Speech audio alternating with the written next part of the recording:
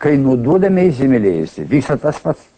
Mūsų elgesys duoda impulsą, kad reikalingi biocheminiai pasikeitimai smegenyse ir pas mus ateina meilė. Kuo rūpestingiau atliksite įsimylėjusio vaidmenį, tuo didesnė galimybė, kad iš tikro įsimylėsite.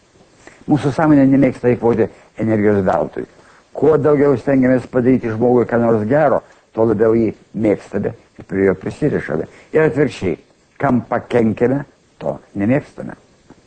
Dar svarbiau, galimas daiktas, kad jūsų meilė nebus vienpusiška. Didelė galimybė, kad moteris ar vyras, kurį pasirinkote kaip jūsų galimą partnerį, už jūsų pastangas atsilygins karštais jausmais. Tai prieštarauja daugelio įsitikinimui, kad moteris svajoja tik apie gražų ir turtingą kavalierių, o vyrai tik apie ilgakojės blondinės. Gali turėti reikšmės, bet jeigu vyro ar moters elgesys bus atstumiantis, nieko neišeis. Kai žmonės formuoja poras, net charakterio bruožai neturi reikšmės. Draugystėje jie svarbus, bet ne vedybos. Geram poros sugyvenimui daug didesnę reikšmę turi, ką partneris daro ryšio palaikymui. Žengtas dar vienas žingsnis.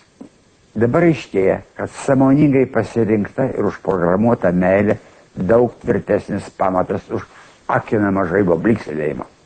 Dauguma mano, kad meilė tai mūsų užliejus aistros potvynis. Taip žmonės dažnai susiję savo gyvenimą su nelabai jam tinkančiu partneriu. Manome, kad esame įsimylėję, nes tas kitas žmogus fiziškai mus traukia. Tačiau burtai greitai išsisklaido ir mums atrodo, kad anas žmogus pasikeitė. Nusivylę, nematome galimybės toliau būti kartu. Bet jeigu įsimylime sąmoningai, pradėdami nuo žmogiškų kontaktų, supratingumo, vėliau, kartais gerokai vėliau, ir aistra atsiranda. Tai patvirtina vadinamos organizuotos vedybos. Anksčiau Lietuvos kaime, dabar Indijoje. Pusę pasaulio porų suveda giminės arba piršliai. Mums tai atrodo prievarta. Nuotaka verkia. Bet geriau tegul jį verkia vestuvių dieną, negu visą gyvenimą. Vakaruose, kur jauni ir kartais pokvailiai žmonės pasirenka vienas kitą vadovaudamiesi jausmais, skyrybų viesulas. Amerikoje skiriasi kas antra pora, Lietuvoje kas trečia. Indijoje ir visose šalyse, kur vedybos organizuoja specialistai, skyrybų praktiškai nebūna. Stebėtina tai, kad suvesti žmonės labiau myli vienas kitą negu poros, kurios suėjo vėtros pagautos. Kaip rodo Indijos psichologų iš Jaipūro tyrimai, suvestuose porose meilė pradžioje, jeigu iš viso yra, vos šiltutė, bet po truputį įsiliepsnoja. Po 5 metų tokios poros jausmai daug karštesni negu stichiškai susiformavusios poros, o po 10 metų indų poros myli vienas kitą dvigubai stipriau negu tokį patį stažą turintieji vakariečiai.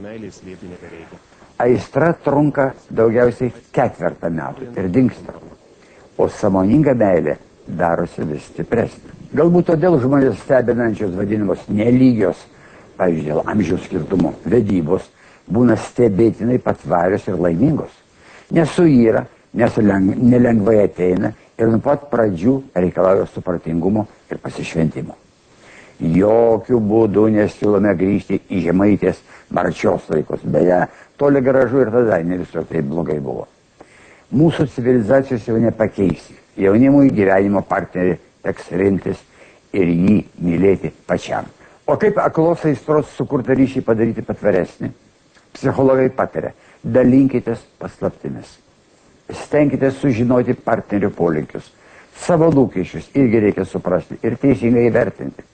Bet geriausiai nepasiduoti pirmai aistros liepsnai.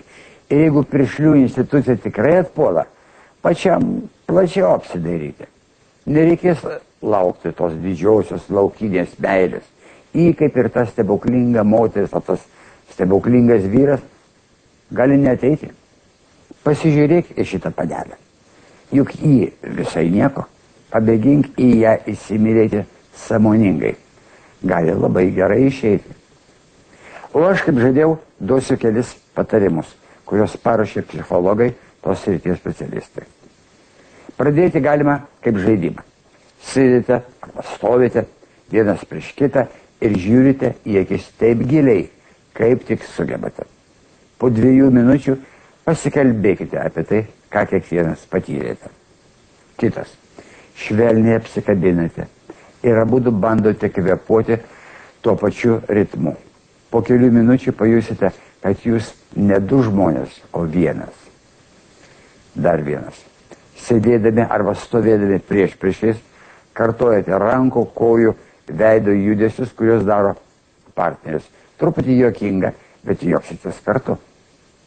Dar kitas. Stovėdami, lenkiesi atgal tiek, kiek atrodo griūsi. Bet ten stovi partneris, į kurį atsirėmė. Pakartokite tą pratimą kelis kartus. Galima pasikeičiant. Visai nepažįstami žmonės, jie atlikę jaučiasi esą susieti ilgus metus. Dar kitas. Parašykite ant popieriaus kokią nors žinutę partneriui. Po to pasidėk tyloje kelias minutės, bandydamas mintimis perduoti tai, ką parašai. Tegul partneris pamėgina atspėti. Jeigu jam arba jai nepavyks, pasakyk, ką parašai. Kitas. Stokite maždaug per metrą vienas nuo kito. Klausykitės savęs. Kas 10 sekundžių darykite mažą žingsniuką pirmin, kol kirsite intimumo ribą, maždaug 35 cm nuo kūno. Taip ir pastovėkite. Tiek arti vienas kito, kiek galite, bet nesidėsdami. Šitas pratimas dažniausiai baigdavosi bučiniu. Paskutinis. Pratieskite vienas kitam delnus tiek arti, kiek sugebate, bet nesidėsdami. Pajuskite partnerio delno šilumą. Po kelių minučių tarsi skruzdėlės bėgios po jūsų kūną. Paklausite, o kur tą partnerį pratimams rasti ir kaip jį arba ją prikalbinti? Na, ką nors ir savo galvą reikia padaryti. Geros pavasarinės medžioklės. O mes pasimatysime sekmadienį iškart po Velykų.